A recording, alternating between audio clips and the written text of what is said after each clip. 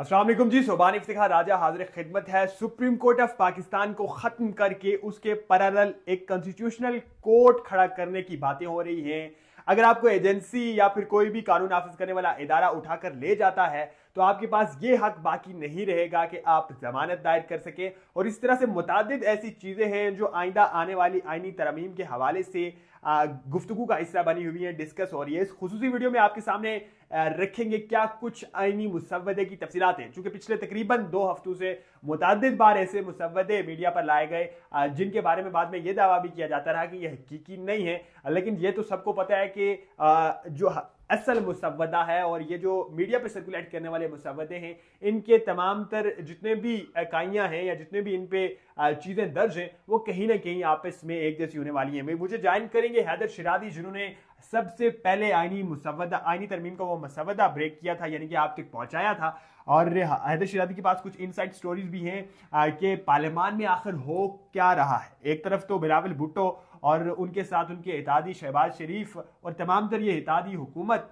इस कोशिश में है कि आईनी तरमीम जो है वो 25 अक्टूबर से पहले मंजूर करवा ली जाए ताकि कॉन्स्टिट्यूशनल कोर्ट जो है उसका क़याम अमल में लाया जाए। और दूसरी तरफ अपोजिशन जो है वो अपने एमएनएज और अपने सेनेटर्स को जो है वो किसी महफूज मकाम पर मुंतकिल करके बैठी हुई है कि किसी भी तरह से इस आने वाली आईनी तरमीम से बचा जा सके।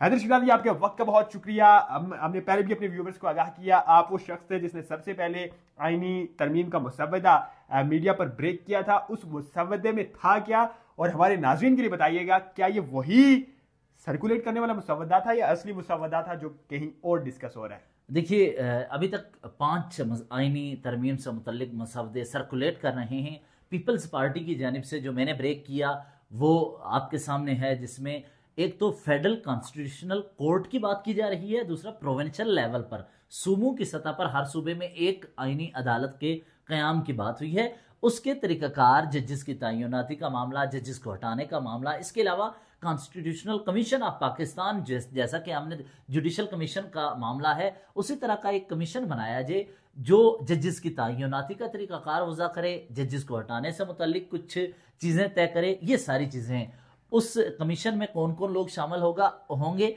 उसका भी तरीकाकार उसमें बताया गया है। दूसरा, एक आईनी तरमीम का मसवदा शुरू पे आया जो कि कहा जा रहा था हुकूमत की जानिब से है।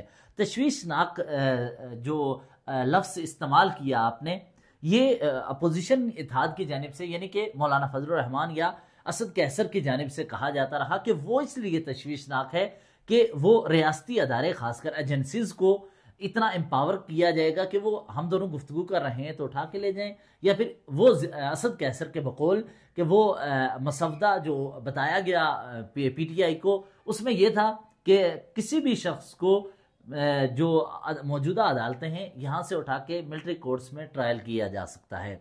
ये बातें दावे किए जाते रहे, लेकिन उसमें जो चीज़ें आई थी उसमें आईनी अदालत सर फहरिस्त थी। अब आईनी अदालत के प्रोसीजर से मुतल्लिक मेरी वज़ीर कानून से गुफ्तगू हुई आज़म नज़ीर तारड़ की, तो उन्होंने 2 चीज़ें बड़ी वाज़ेह की हैं कि कॉन्स्टिट्यूशनल कोर्ट के हवाले से तमाम सियासी जमातें बशमूल इमरान खान की जमात ये माजी में कह चुकी है और इस पर इकट्ठे फैसला कर चुकी है कि आईनी अदालतें इस वक्त की ज़रूरत है जिसके मुताबिक फैसला हो। लेकिन इस वक्त टाइमिंग पे कुछ तशवीश का इजहार किया जा रहा है कि ऐसे वक्त में जिस वक्त काजी फाइज ईसा मौजूद हैं, उनके जाने के बाद आईनी अदालत के क़याम के लिए कानून साजी करें तो ज़्यादा बेहतर है। शायद पीटीआई ये चाहती है कि अगर काजी फाइज ईसा ओहदे पे ना रहें, उनकी रिटायरमेंट के बाद ये मामला आता है तो मेरी राय है ये शायद उससे कोई इख्तलाफ करे या ना करे, तो पीटीआई ये समझती है कि कुछ जजेस ऐसे हैं जो आईनी तरमीम जो अगर पार्लियामान करती है उसको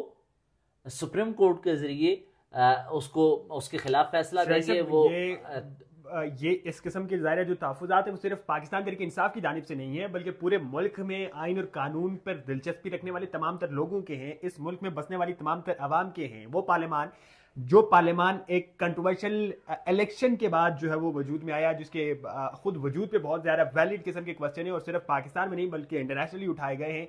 ऐसे पार्लियामान से ज़ाहिर है अगर आईनी तरमीम मंजूर होती है उसके बाद वो कहीं जाकर चैलेंज होती है, तो अगर कोई ये गुमान करता है कि उसमें पाकिस्तान तरीके इंसाफ के लाइक माइंडेड जजेस क्वेश्चन उठाएंगे, तो मेरे ख्याल से ये ज्यादती है हकाइक के साथ, कॉन्स्टिट्यूशन के साथ और जो इस वक्त तक दस्तयाब मालूमात है उस तमाम तरह मालूमात के साथ। तो फिर इसमें जल्दी क्यों है?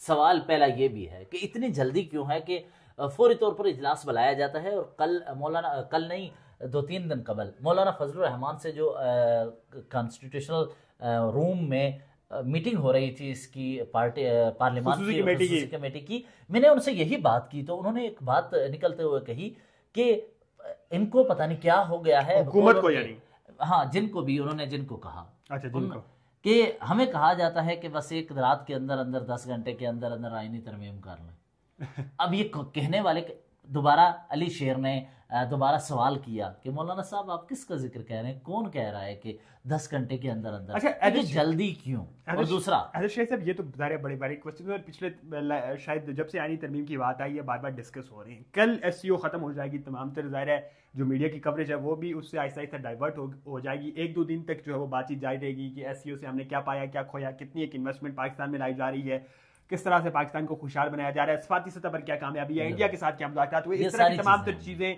अगले 2 दिन डिस्कस होंगी। लेकिन 25 अक्टूबर भी बहुत करीब है। आज 16 अक्टूबर हो चुका है और मात्र 15 अक्टूबर हो चुका है और अब 9 से 10 दिन बाकी हैं जस्टिस काजी फाइज ईसा की रिटायरमेंट को लेकर।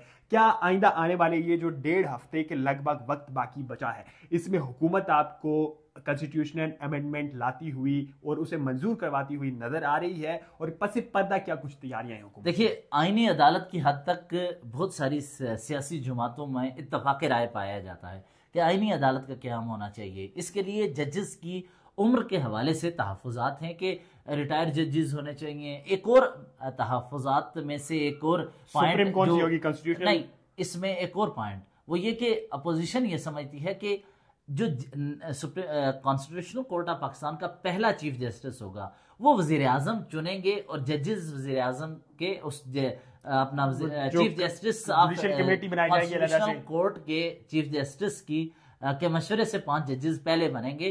तो पीटीआई ये समझती है कि ये तो पीटीआई मौजूदा वजीर आजम का पिक एंड चूज होगा और उसकी बुनियाद पर वो अपने पसंदीदा जज ले आएंगे जिसका नुकसान पीटीआई को होगा। वो ये समझती है कि पहले चीफ जस्टिस की तैनाती भी अगर कुछ शफाफ तरीके से इस तरह की जाए कि उनके तहफ़्फ़ुज़ात दूर हो जाए तो वो भी कॉन्स्टिट्यूशनल कोर्ट को पर हामी भरेगी। लेकिन कल एक और चीज आ गई है। इससे पहले हमारे नाज़रीन के लिए बताइएगा, वक्त हमारे पास बहुत शॉर्ट है, इस शॉर्ट वक्त में कंक्लूड करते हुए ये कहिएगा, कॉन्स्टिट्यूशनल कोर्ट के अलावा अगर कोई आईनी तरमीम या उसमें कुछ ऐसी तजावीज़ लाई जाती हैं वो क्या अपोजिशन कबूल करने के लिए तैयार होगी? देखिए, इस वक्त आईनी तरमीम से मुतल्लिक मुझे नहीं लगता कि इत्तफाक राय इतनी जल्दी पैदा हो, क्योंकि एमल वली खान वो जो ANP के रहनुमा हैं और उन्होंने भी वो क्योंकि खसूसी कमेटी में भी आए थे, उस वक्त भी हमारी गुफ्तगू हुई। गुज़िश्ता कमेटी के इजलास में उन्होंने कुछ तहफ़्फ़ुज़ात का इजहार किया है। उन्होंने एक और पॉइंट डाल दिया है कि खैबर पख्तूनख्वा का नाम खैबर हटा दें और पख्तूनख्वा रखा जाए। इस बुनियाद पर जो ही उन्होंने उधर ये कहा, दूसरी तरफ हज़ारा में एक मरतबा फिर वो सुबह हज़ारा की तहरीक की बातें शुरू हो गई। एक तरफ कॉन्स्टिट्यूशनल कोर्ट की बात हो रही है। अच्छा, अगर इसको महदूद रखा जाए, जो तहफ़्फ़ुज़ात हैं अपोजिशन के शायद इस आईनी तरमीम का सहारा लेकर सिर्फ एक चीफ जस्टिस नहीं बल्कि मुख्तलिफ अदारों के सरबराहों की भी उम्र को बढ़ा दिया जाएगा। इस तहफ़्फ़ुज़ात को दूर करते हुए आईनी अदालत के क़याम की हद तक जजेस की तैनाती को बेहतर करते हुए कोई मुश्तरका मुशावरत से कोई तजावीज़ सामने आती हैं, उस पर इत्तफाक राय हो तो वो बेहतर है। लेकिन मौलाना फजलुर रहमान का टंडोल IR में जो कॉन्फ्रेंस थी और खताब जो था वो बहुत खौफनाक और मानी खेज है। इससे ये लगता है कि आईनी तरमीम इतनी आसानी से नहीं होगी, कंसेंसस पैदा करना मुश्किल होगा। और बाजार इस वक्त जिस तरह के हालात हैं, जिस तरह से हुकूमत और अपोजिशन में स्पेस है, यानी कि जितनी वो दूरियां हैं, और उसके अलावा भी ओवरऑल पार्लियामान का माहौल देखते हुए ये लग नहीं रहा कि आइंदा आने वाले 9 दिनों में पाकिस्तान के जो पार्लियामान है वहां कॉन्स्टिट्यूशनल अमेंडमेंट लाई जा सके। शायद साहब इससे पहले हमारा वक्त खत्म हुआ ये कि गुज़िश्ता हफ्ते तकरीबन 1.5-2 हफ्ते कह रहे हैं, यहाँ पार्लियामेंट लॉजेस में एक PTI के MNA मौजूद थे। उनको गिरफ्तार करने के लिए या उठाने के लिए कुछ अफराद आए। उन्होंने कॉल किया अपने मेंबरान को, साहबजादा हामिद रजा सुन्नी इत्तेहाद कौंसिल के सरबराह हैं, वहाँ पर शेख वकास अकरम हैं, दीगर साथियों को कि मेरी गिरफ्तारी के लिए चंद अदारों के लोग आ चुके हैं। उन्होंने कहा कि हमें सिर्फ 5 मिनट दें, हम वहाँ पहुँचते हैं। ये जिस तरह पीटीआई ने अपने सेनेटर्स और मेंबरान असेंबली को सिक्योर किया है, इसका एक मिसाल दे रहा हूँ। जिस वक्त वो उन्हें कहा 5 मिनट दें, आप अपने रूम में ही रहें, वो पार्लियामेंट लॉजेस में अपनी उस एनेक्सी में मौजूद थे। दीगर ये मेंबरान वहाँ पहुँचे, ये 50-60 इकट्ठे होकर केपी हाउस से वहाँ पार्लियामेंट लॉजेस पहुँचे और उनको कहा, हाथ पकड़ा और कहा ये ज़रा कुछ काम है। उन्हें उन अफराद जो गिरफ्तार करने के लिए आए थे उनके बीच में से लेके निकल आए। इस दौरान 2 चीज़ें पीटीआई के एमएनएज के जहन में थी कि गुज़िश्ता माह पीटीआई के एमएनएज को पार्लियामेंट से गिरफ्तार किया, जिसका सख्त रद्द-ए-अमल आया, और अब पार्लियामेंट लॉजेस को भी जो कि पार्लियामेंट का हिस्सा डिक्लेयर गुज़िश्ता दौरे हुकूमत में किया गया था कि वहां से भी गिरफ्तार नहीं हो सकते, तो अगर यहां से गिरफ्तार होते हैं तो रद्द-ए-अमल सख्त आ सकता है। उन्होंने हाथ पकड़ा और लेके, मेरे सोर्सेज ये बता रहे हैं कि वो इस्लामाबाद की हदूद से भी उनकी फैमिली समेत उनको सिक्योर जगह पर मुंतकिल कर चुके हैं। और एक और बात, खैबर पख्तूनख्वा हो सकती है। हम अगली इसमें सबसे अहम, हुकूमत को अपने नंबर पूरे करने हैं। हुकूमत के पास अगर कौमी असेंबली में वो 3 बंदों को मौलाना फजलुर रहमान की जमात समेत मैनेज कर लेती है, तो सेनेट में मैनेज करना उनके लिए मुश्किल होगा, क्योंकि पीटीआई के सेनेटर्स भी पीटीआई ने महफूज कर लिए हैं। और नून लीग की खातून एक एमपीए ने प्रेस कॉन्फ्रेंस करते हुए गुज़िश्ता रोज लाहौर से कहा कि सेनेटर सैफुल्ला अबड़ो को अगवा किया जा चुका है, जो कि पीटीआई के अपने सेनेटर हैं। बहुत शुक्रिया, हैदर शिराजी हमारे साथ मौजूद थे, और वो तमाम तर एमएनएज या फिर सेनेटर्स जिन पे किसी भी हद तक यानी कि कोई छोटा मोटा शक को शुबा भी अगर पाकिस्तान तहरीक इंसाफ को है, तो उन तमाम तर लोगों को महफूज मकामात पर मुंतकिल किया जा चुका है। आइंदा ये आने वाला 1.5 हफ्ता बहुत इंपॉर्टेंट होने जा रहा है। 25 अक्टूबर से पहले क्या हुकूमत आईनी तरमीम लाने में कामयाब होगी? क्या सुप्रीम कोर्ट की सुप्रीमेसी खत्म करके एक नई पैरेलल कॉन्स्टिट्यूशनल कोर्ट खड़ा करने में कामयाब होगी? इन तमाम तर सवालों के जवाब आइंदा इस आने वाले 9 दिनों में मिलने वाले। मुझे दीजिए इजाज़त, अल्लाह निगहबान।